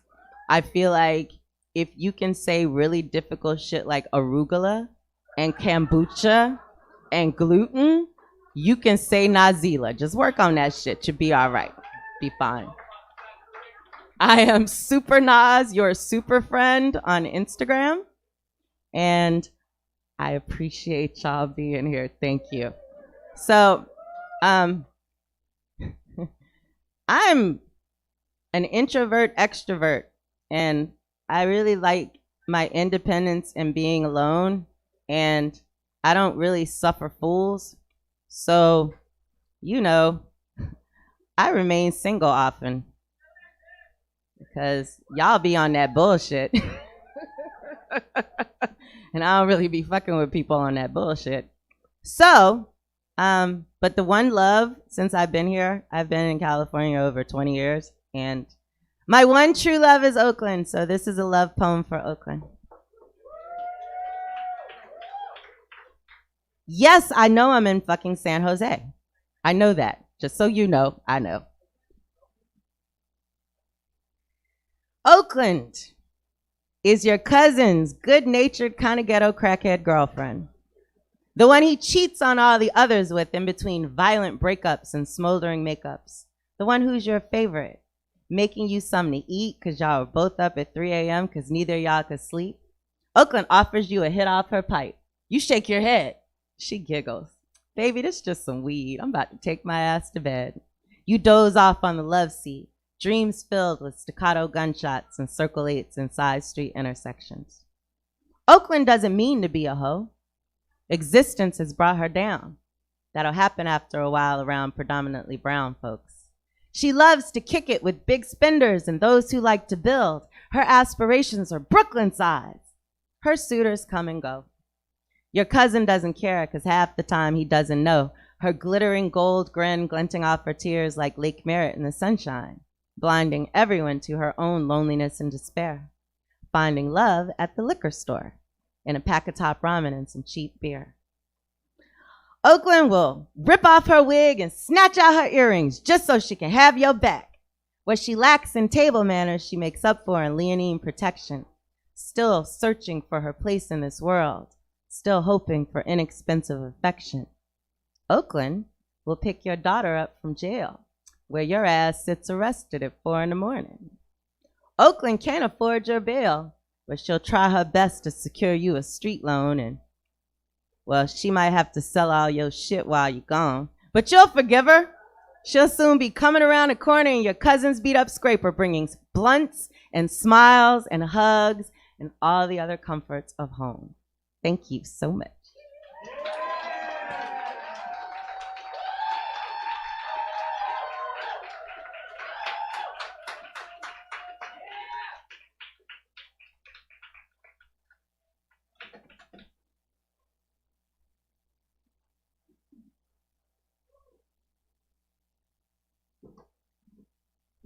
Give it up for Nazelah.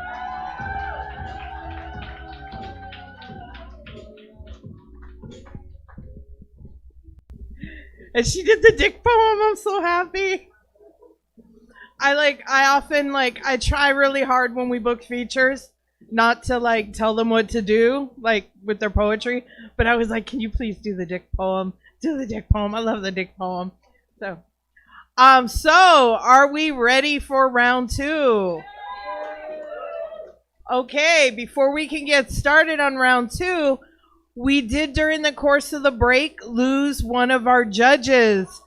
We really need our judges. Do I have a volunteer from the audience that would like to be a judge? We got one in the back.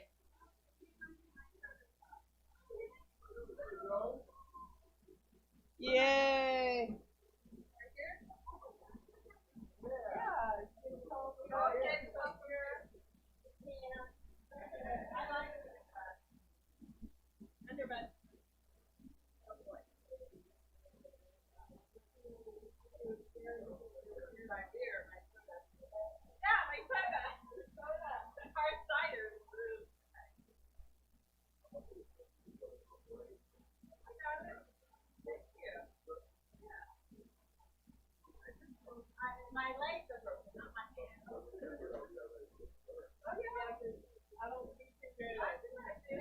Yay, let's give it up for our new judge.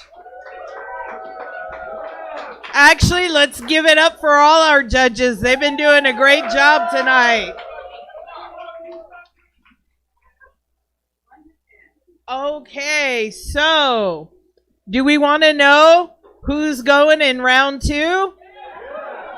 Okay, the poets in round 2 are going to go in this order. We have 7. We have Reggie. We have Philip. And we have Anthony Mayfield. So before we can get rolling into that, though, we want to give our new judge the opportunity to practice judging because, you know, it's hard just getting thrown in. So we are going to bring up another sacrificial poet. Folks, let's give a huge round of applause for Janine Yusey!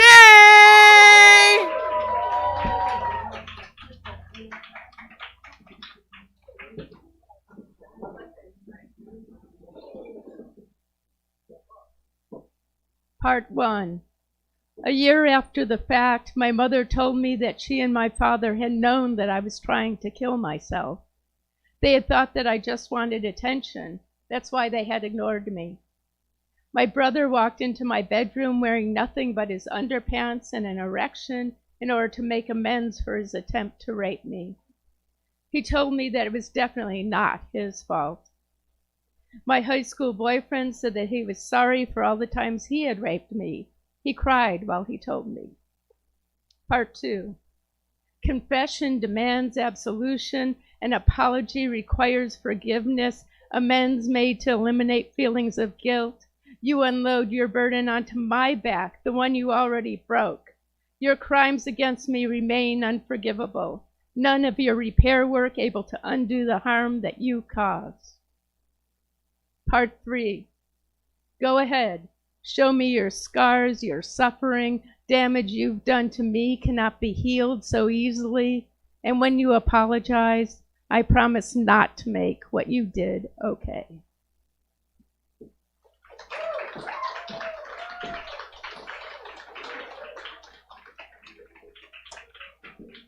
Okay, give it up for Janine. Okay, judges. We got 1 score. See, the judges got comfortable during the break. 2 scores, 3 scores. We got 4, and we got 5. So we've got a low of an 8.5, an 8.5, an 8.8, a 9.5, and a 9.6. Okay. Give the scorekeeper just a couple seconds, jumble them all together. How's everybody feeling? What do we got? We got a 26.8. Clap for the poet, not the score. Now, the 4 poets going in round 2, when we read off their score, we're going to be reading off just their score from round 2. At the end, though, when we're announcing the winners, I'll let you know what people's final scores were. So, on deck, we've got Reggie, but coming to the stage, give it up for 7!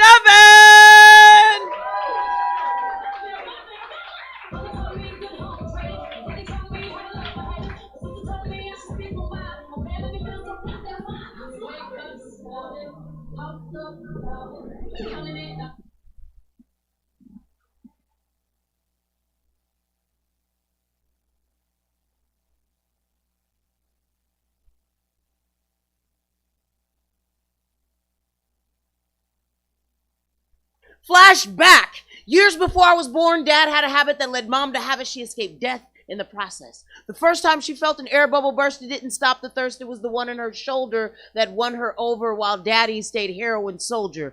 Death.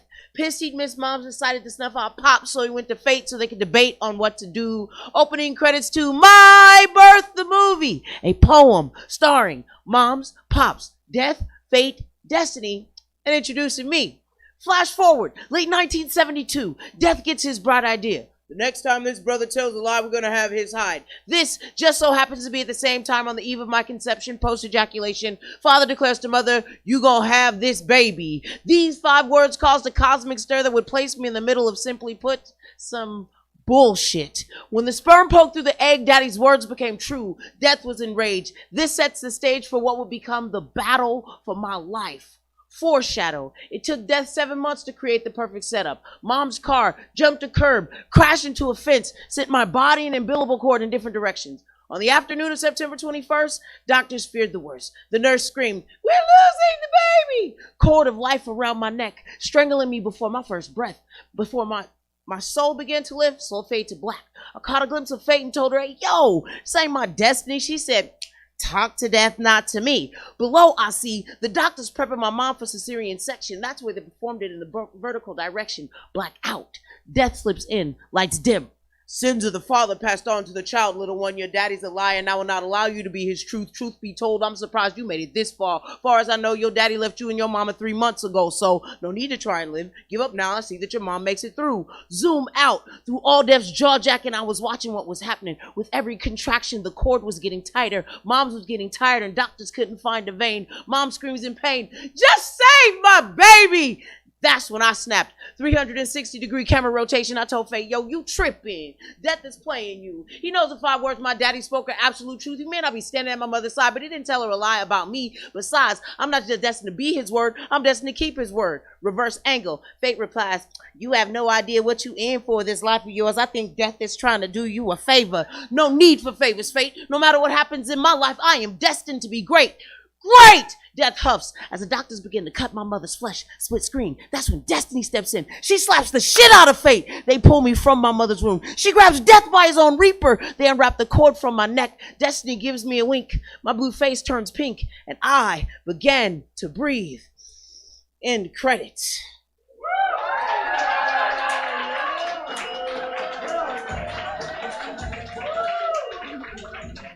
Give it up for 7.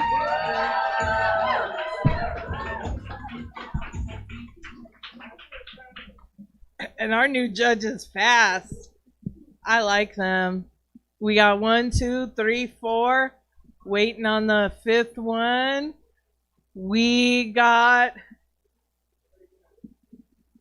a low of a 10, a 10, a 10, a 10, and a 10.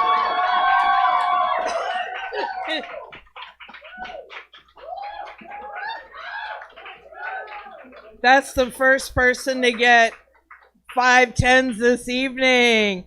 So I already know round 2 score. That's a 30 right there. So on deck, we've got Philip, but coming to the stage, give it up for Reggie!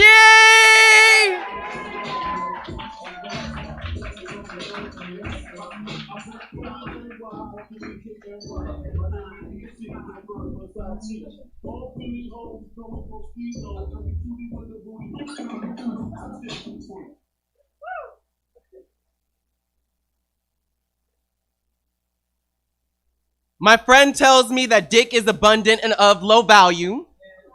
And I am back on my bullshit. So when this boy steps to me in the supermarket and tells me how he would eat my ass just like a peach, plump and juicy like an Atlanta, Georgia summer, or at least an Atlanta, Georgia stripper, me, in my asslessness, cannot help but wonder what booty he sees under 3 layers of sweatpants and an oversized hoodie.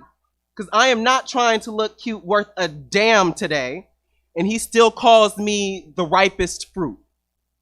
Easy pickings. And he must think I am desperate for dick, and I am.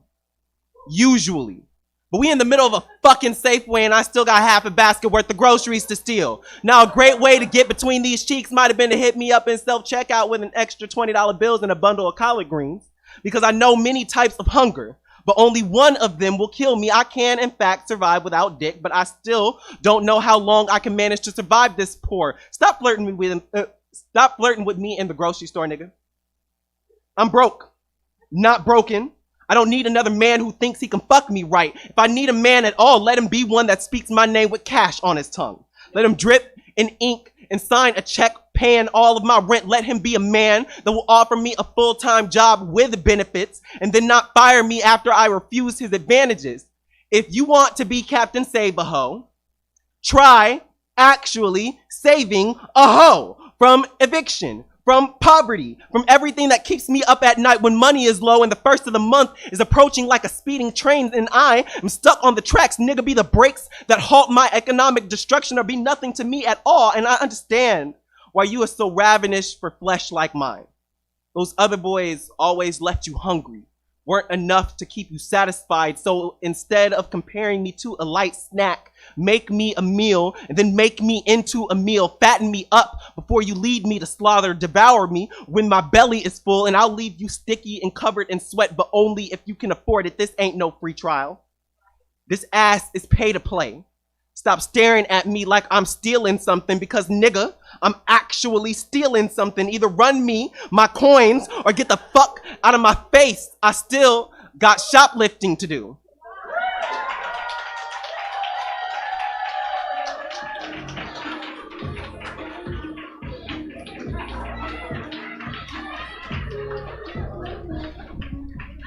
Give it up for Reggie! Okay, boy, we got some fast judges. Oh, wow, we got like all 5 Can you turn yours this way a little bit so I can see better? Okay, so we got a low of a 9. A 9. I know, like, judges must hate poetry. We got a 9.8, a 9.9, and a 9.9.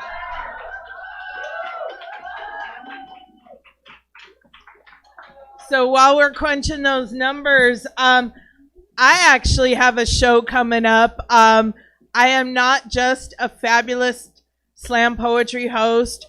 I'm not just a slam master that organizes shit. I am an actual poet. I am going to be performing in a show at the end of the month by Hella Famous Presents called She Woke Up Like This, which is a Women's History Month celebration. It is going to be Saturday, March 28th from 4 to 8 p.m. You can find it on Instagram. There's going to be musicians, poets. Come ask me about it because I like to share a lot that I'm going to like be doing shit. So it's taking place inside a yoga studio. We transform a yoga studio into a performance space. It is at 14454 Union Avenue in San Jose. So it's, do you know where Camden and Union are? And there's the shopping center with the merry-go-round thing on the top. So it's Cambrian Yoga Studio in there. And so there's going to be MCs. It's put on by hella famous Lindsay Leong. It's going to be DJ'd by Ron Deasy. And it's going to be hella fabulous because I'm in it. So what do we got for the score? We got 28.7. Clap for the poet, not the score. So on deck, we've got Anthony Mayfield. But coming to the stage, give it up for Philip!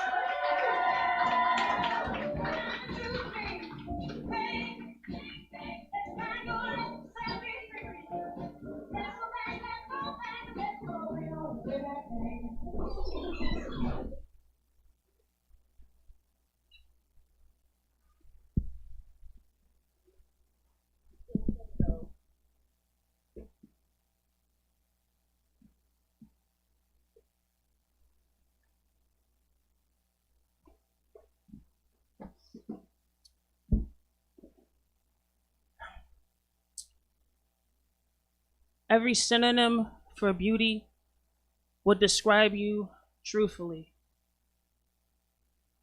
But today, you seemed different. You usually smile, and it's heartfelt, and that often moves me. But today, you seem different. Your love is a love that is amazing, and sonnets can't measure the pleasure that it brings to the world. But today, you were different. Your touches and your kiss, it makes me melt and just wish that it stays with me forever so it can never be missed.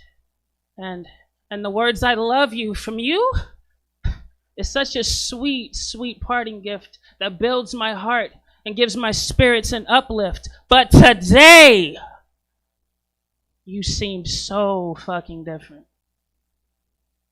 My problems are meaningless when you speak, and you make me smile for weeks.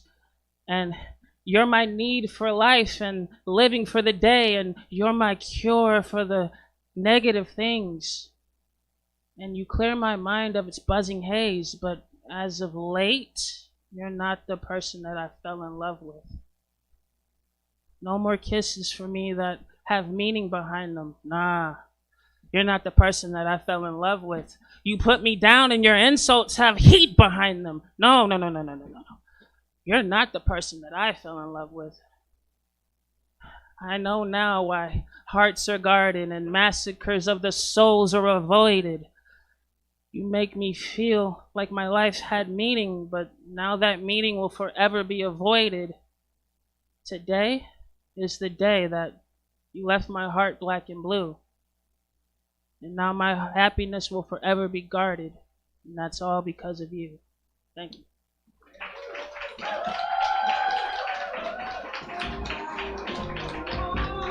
Give it up for Philip!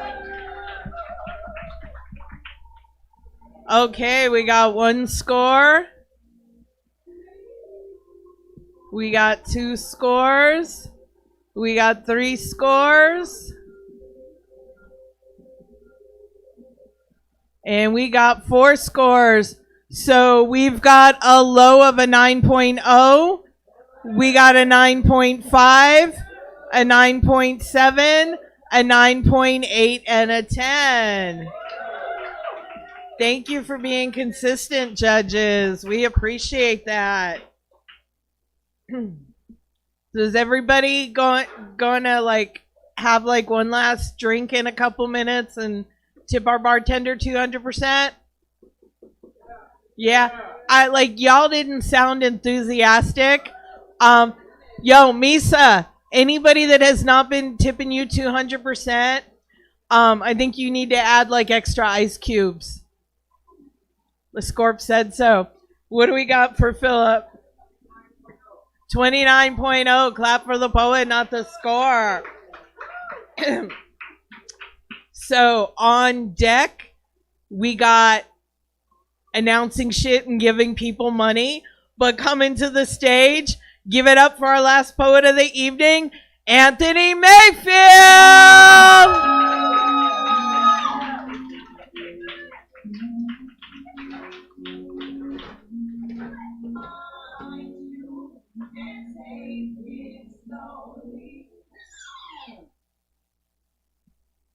Pity, a dangerous weapon of choice when you're intimate through the use of common voice. But is it true love when your soul is long gone? Kindness, some call it a cheap defense. Some call it prescription meds, addicted, afflicted, unturned. Wait, pity, kindness, manipulation, a tragic cycle that some call true love, the end. No, wait, family, a heinous prospect of fate. We're born and see it too late. We just force filler in between the cracks. Friendship, the people by your side, support and love and pride. Family and friends, a line grade to the end. Wait, please, just wait. Stay, please. Reclaim me and relate. You don't have to leave. Please, if you could just wait, please stay. Don't walk away in shame. That's not okay with me. I can't live if you leave. Will you please just wait a little bit? If you could only wait one moment, please. Wait, stay, please. Reclaim me and relate. Don't you dare leave me just because I'm gay. It's not fair. Please just wait. Mommy, daddy, brother, love me? Please, please wait. Just wait. I'll talk to God and I'll pray. I'll fake it. If it means you will stay. I'll fake it if you will love me today. If it means you will stay, I can't live if you leave. Don't you dare leave just because I'm gay. I smile, and I'm strong day by day. But no one dares to see the chains that shackle me by familial life and neglect. Yeah.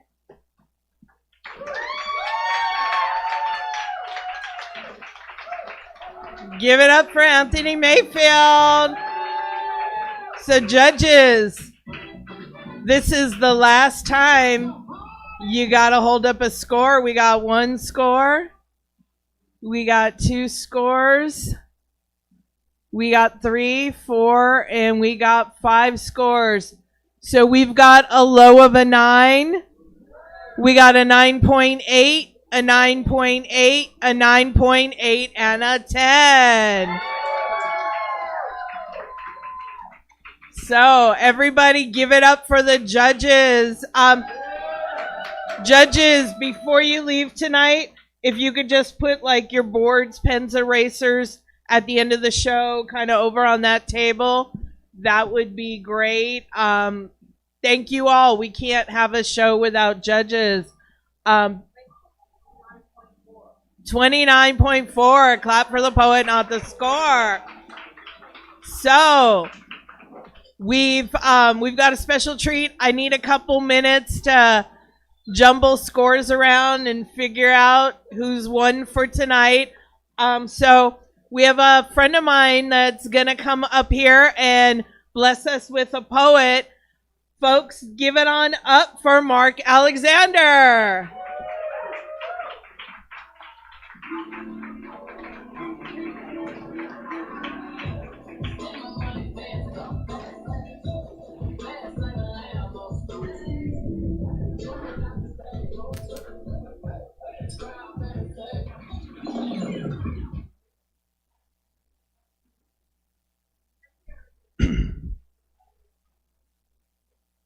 My wife, Annabelle, thank you.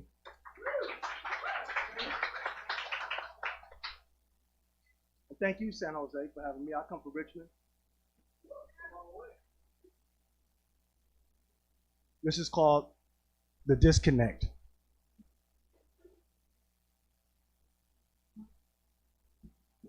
Remind me why my blackness couldn't attract her.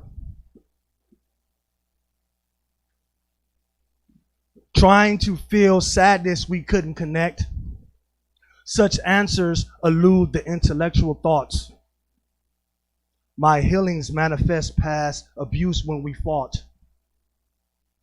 Knowing nothing he did by leaving us as a child, even now I got that disgusting smile from you.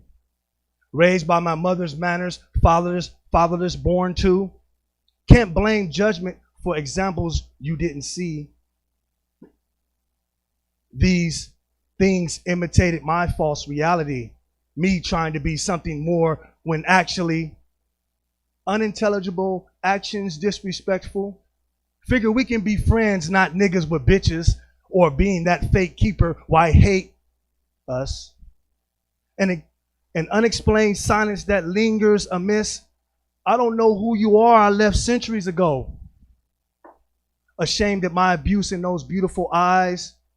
Scared to be weak even when you needed lies. My disguise didn't help our future's family survive. Perpetuating those out-of-line characters, we really have ourselves mentally twisted. Why couldn't she see Mama raise a good man? Misunderstanding father's missing is communication. Girls' little tears faded, incarcerated addiction. Stepping away from my responsibilities. Examples our families didn't receive is why we can't connect. Her light is as strong as mine's being black. In fact, I'm jealous she's so independent, making me feel inferior to her existence. When I should look to her for assistance, believing, really believing strong black women can revive the core family system. Teachers of fatherless generations, restoring interest among ourselves to love each other again. Knowing she can lead, really lead our generation.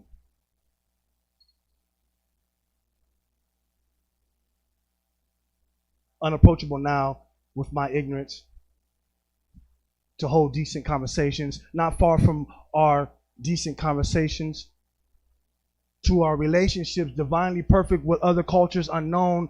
Am I wrong to love this Filipina, not my own? Accepting my programmed delusions of a man, never failing to carefully love me again and again. Everybody else gave up on me. She didn't. Using that other girl knowing she can deal with it. Hell no, my mama wouldn't even pull up with that bullshit. She wouldn't put up with it. My mom wouldn't put up with it. Really, she wouldn't. It's really why she ain't feeling what I thought was a blessing. Me, the disconnect.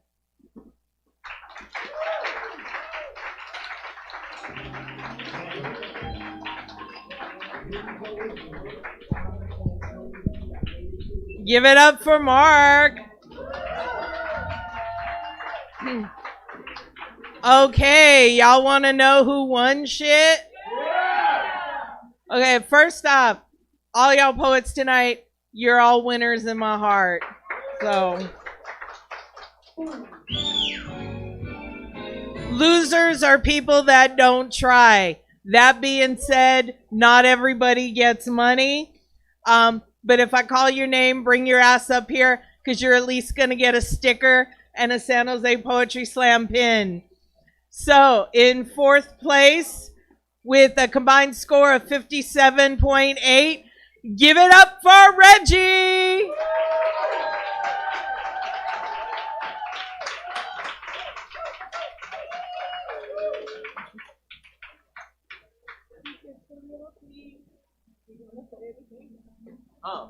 Hi everybody, my name is Reggie. I'm one of the organizers for the Alchemy Open Mic and the Oakland Poetry Slam, both in Oakland. You should come check us out, cause like, I know like it's kind of hard waiting like once a month to do poetry and watch poetry, so like why not go to other shows while you're waiting for San Jose? So yeah, come talk to us in the back and we'll tell you all about it. We are like several days out of the month, so come talk to us in the back and we can give you like exact dates on our next shows.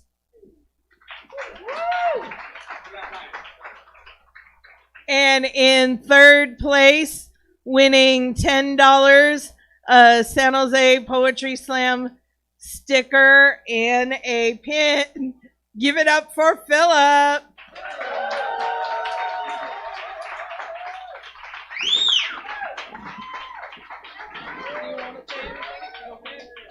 Do you want to say anything?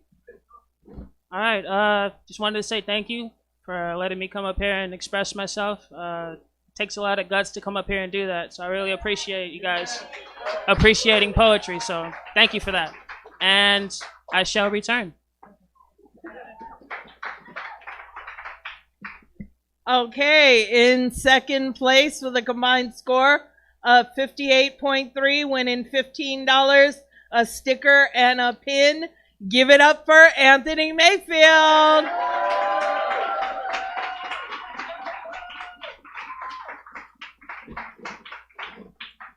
Hi guys, thanks for listening to me rant tonight. So both the poems that I did are from a book that I recently published. It's called Red Recompense. It's available on Amazon for Kindle. The poems are all about my experience growing up closeted and coming out and how I am now. So I'd appreciate your support in buying that if you want to. I want you guys to, so thank you.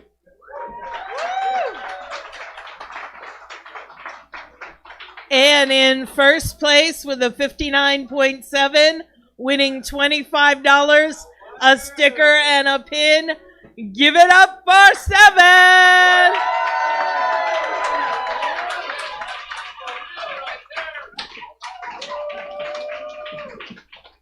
Y'all are too kind. Thank you so much. So can I see a board so I can spell my name out? I saw some people taking video and pictures and stuff, and if you're gonna Instagram it and all that stuff, you need to know how to spell my name.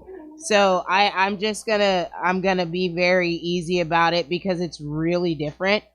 My name is Seven Kelly. Seven Kelly. Seven Kelly is my full first name, Seven Kelly. Yeah, it doesn't look like it, but it is Seven Kelly. All right. So Instagram, that's Instagram and Facebook. Yeah? All right, AKA Lucky 7. Love you guys. Thanks a lot. Right there. Camera. Well, here's your pen. Thank you guys. Come again. Go San Jose.